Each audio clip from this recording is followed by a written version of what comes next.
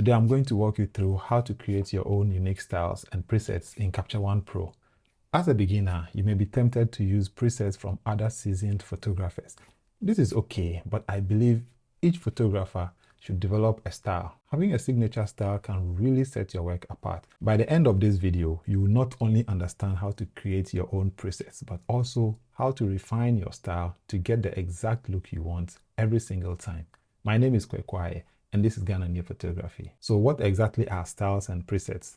Styles are essentially saved combinations of adjustments you can apply to an image with a few clicks. Presets, on the other hand, are saved settings for individual tools like exposure, contrast, or color grading. You can think of styles as a complete package, while presets are specific tweaks within that package. Both styles and presets are crucial in streamlining your workflow. Styles and presets help you speed up your workflow and give you consistency. Before we dive into the technical side, it's important to think about what you want your style to represent. Is it moody and dark? Bright and vibrant? Maybe you want something timeless and classic. Take a moment to think about the kind of aesthetic you're drawn to and why. This will guide the choices you make while editing. When people ask me to send them my styles and presets, I ask them, why do you want your images to look just like mine? Wouldn't you like to have your own signature? The first step in creating a preset is to start with a clean image. I recommend starting with exposure and contrast adjustments to get a foundational look. Here is what I usually do. This is a raw image straight out of camera, no adjustments added. So we are going to start everything from scratch. Mostly what I do first when I get here is the Luma curve. I add a little bit of S curve, and then I click on auto for levels just to give me a starting point. Now this image was shot somewhere around sunset. It was just a natural light. I used the sun whilst it was setting to illuminate her. So you see some golden orange color cast on her. That's just the setting sun. So we'll work on our highlights. Here I like to drop my highlights here. We have the blue skies back and every other color is popping because we've recovered the highlights. Then I'll come here again and click on auto. This is looking good. Now let's work on the white balance. This looks a bit too hot for me. So I'll come here and then try reducing this somewhere here. Looks good. Let's see. Yeah, this looks good for me. If it's too cool, you can come back here and then warm it up a bit. But then I believe this looks a bit okay. Aside that, I don't usually do anything. Sometimes I work on the colors here to get the skin tone right. But in this case, it's looking good. So this is something basic that we have done, just basic raw processing.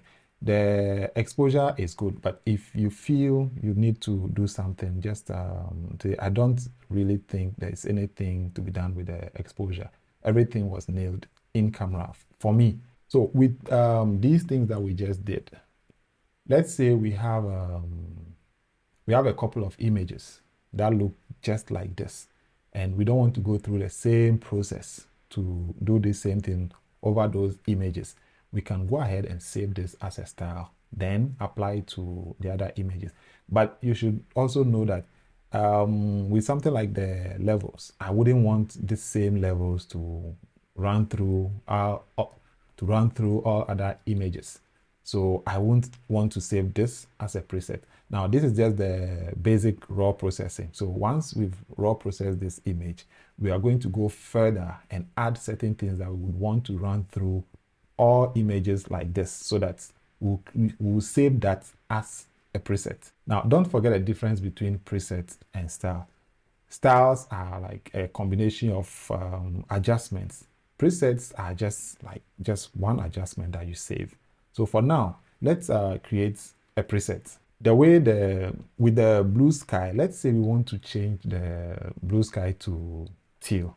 So we'll come to layers here, and then we'll create a new adjustment layer, and then we go to a new field adjustment layer. We'll name it teal sky, and then tut for tutorial. So here we come to our advanced color tab, then click on our eyedrop tool, pick our color. We come up here and then view selected color range, just to be sure that our blues are all selected. If you're not sure, you can increase it so as to capture everything in that spectrum. We disable it. Now we go to hue and then we slide it left or right. So whichever way you go, if you look on the wheel, when you slide it to the right, it's going towards pink. If you slide it to the left, it's going towards teal. So once we are okay with the adjustment in the color editor and we want to save it as a preset, we come to these 3 lines over here, click on it, and then you see Save Custom Preset. So we click on Save Custom Preset, and then here it's asking us which of the tabs do you want to save. So it's the Advanced tab. We select it, and then we say Save. Now it's asking us to name it. So we can name it Teal Sky Tooth. So we remember the name. And here you can change wherever you want to save it. If you save it outside the color editor, you would have to import it again. So it's just good that you save it in. And I have a folder for all my presets. So I'll save it inside here, save. And now if you go to style, then custom presets, we go to color editor. Under Ghananie, we have Teal Sky Tooth. So now let's go to this image, and if we hover over here, you see it changes it to this. I don't know if you can see the difference, but let's zoom in to this, and then we go to this. See, it changes it. Now let's go back to our original image. So the adjustment we did with the color editor, the advanced color editor, we've saved it as a preset. That was pretty easy, right? Good.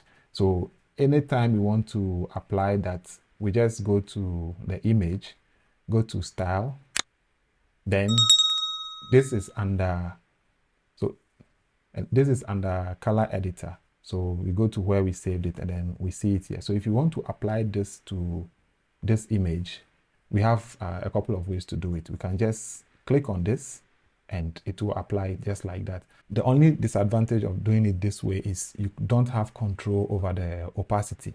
So let's click on it again to disable it. Now, if you right click on it and you say apply to new layer, if we come to adjust and then layers, you see it applies it under the same name we used to save it. So if this is too much and you want to reduce the opacity, you can just slide it here. So this is none, and then this is full. So you can reduce the opacity to your desired level. Now that's just for presets. Let's say we want to do more than just one adjustment and save it as a style, so that it will not be just the color balance or color editor, or just we want to combine a group of adjustments and then save as one style. Let's go through that. Now we can reset this image. Let's just delete this. So we have a raw processed image. So let's say over here, no, you know what? Let's start from scratch. Let's reset this image. So this is our raw image, back to square one. Now I'll create a new field adjustment layer, and then we are going to do some basic adjustments. Let's take this all the way here. This, something like this. Yeah. Then we create a S-curve just to give it contrast. And then over here with the shadows, bring into, let's say 10. Yeah, 10 is good. And then for our white balance, let's bring it down to, say, yeah, 50. Yeah, this looks good. And then we won't touch our exposure. So now, with all that we've done, let's come here. Let's come to color, and then under basic, let's see what this does. Okay, so that's the skin tone mostly.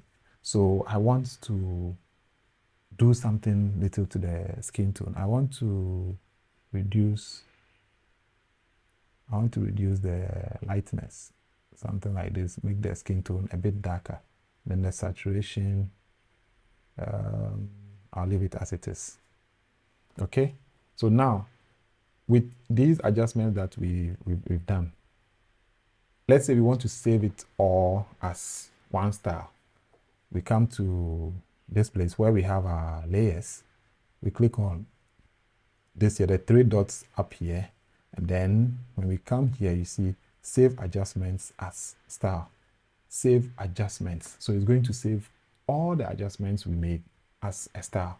Now let's click on that and see what happens. So here it displays all the adjustments that we made here for us. So the thing is, there are certain adjustments you wouldn't want them to run through all your images. Something like exposure, your images will be exposed differently. Something like, what else? Yes, with something like shadow, your images will have different exposure, so the shadows will also be different.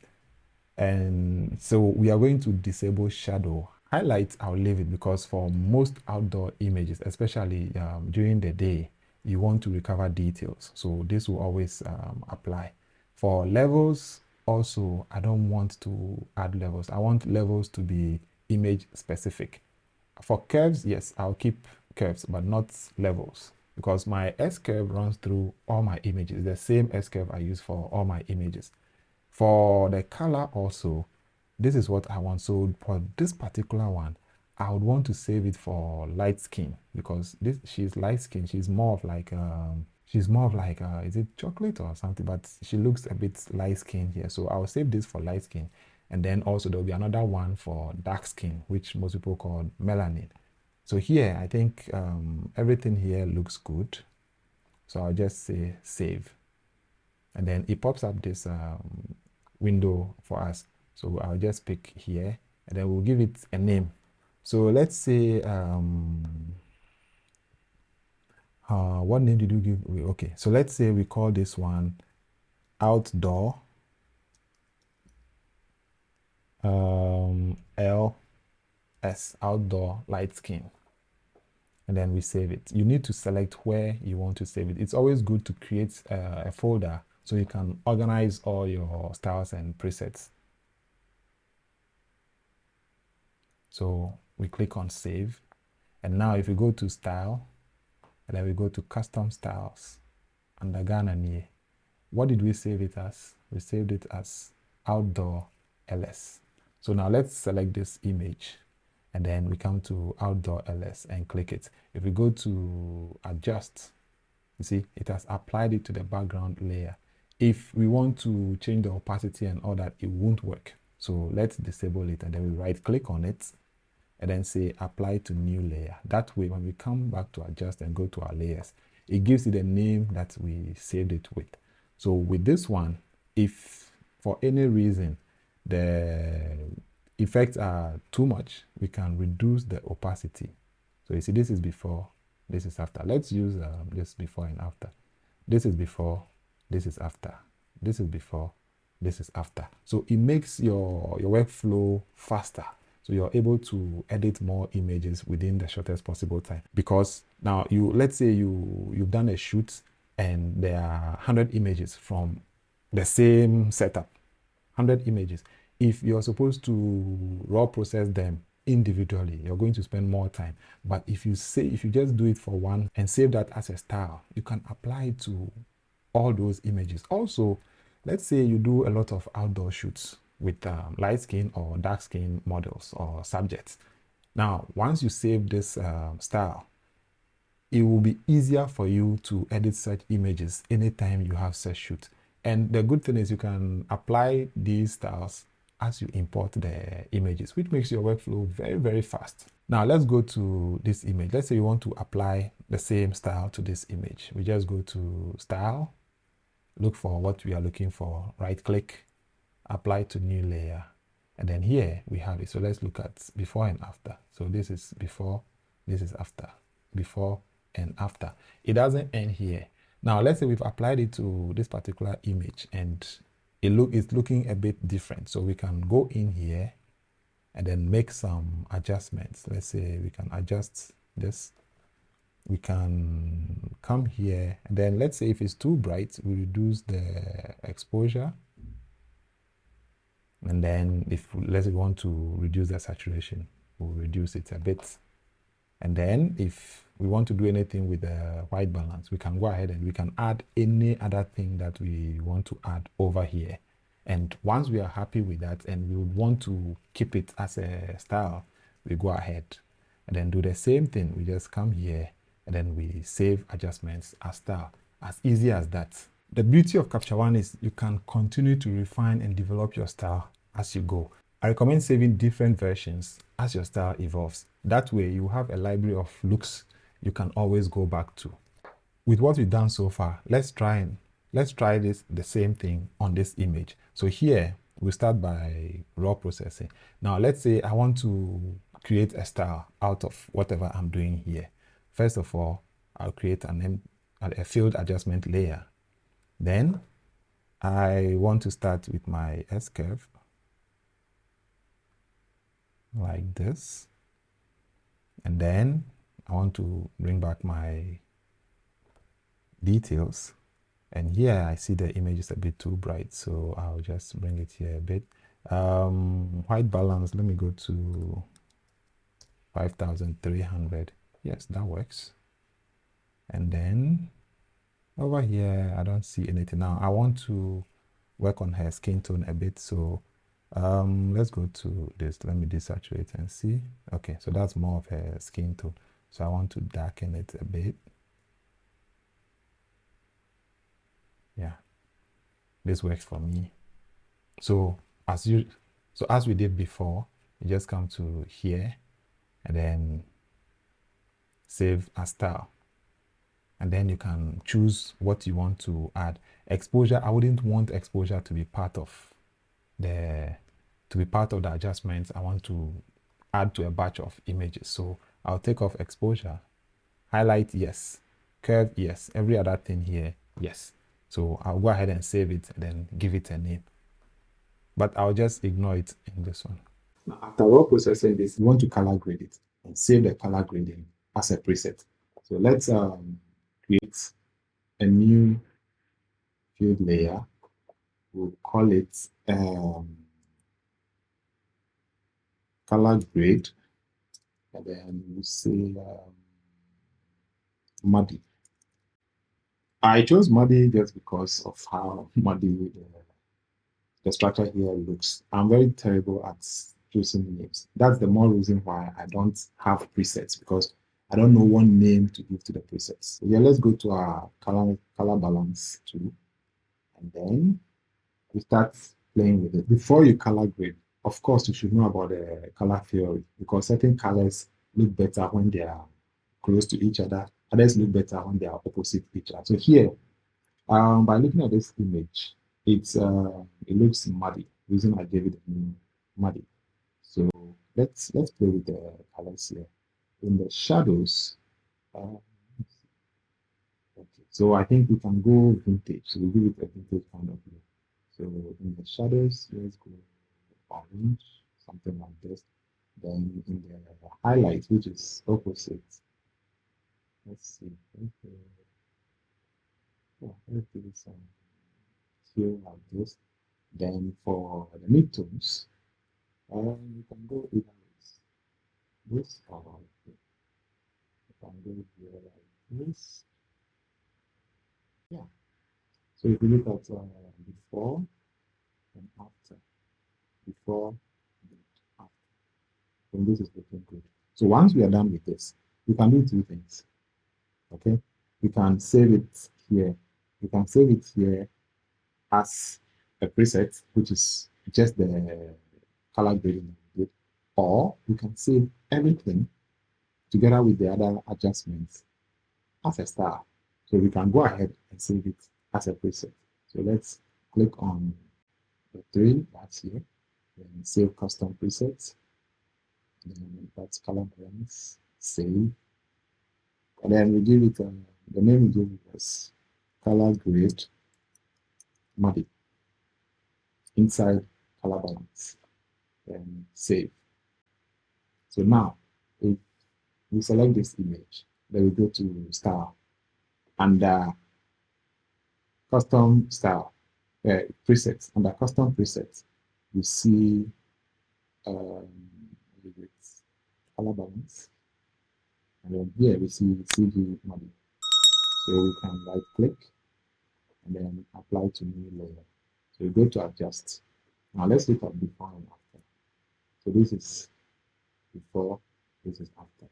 Before and after. So you changed the look of the image with just a few clicks. You didn't have to go through the whole process all over again. With CG muddy that we created, let's go to this image and then try adding that to it. So you go to style and under color balance, we see CG muddy, right click and then add to new layer. You come to adjust, you see CG muddy here, before and after. So you see, let's disable this one. So now we look at only CG muddy. This is before, this is after, before, after. If you realize that it's too much, you can just reduce the opacity of that particular layer. Okay, so let's enable this one back. So this is what we have here. And that's it, guys. With just a few tweaks and a little bit of experimentation, you have a custom style that represents your unique vision. Don't be afraid to experiment and refine as you go. If this video helped you, don't forget to like and subscribe for more tutorials like this. I'll be doing more tutorials on how to achieve certain looks and feel in Capture One. So make sure you subscribe and hit the bell so you get notified anytime there's a new upload.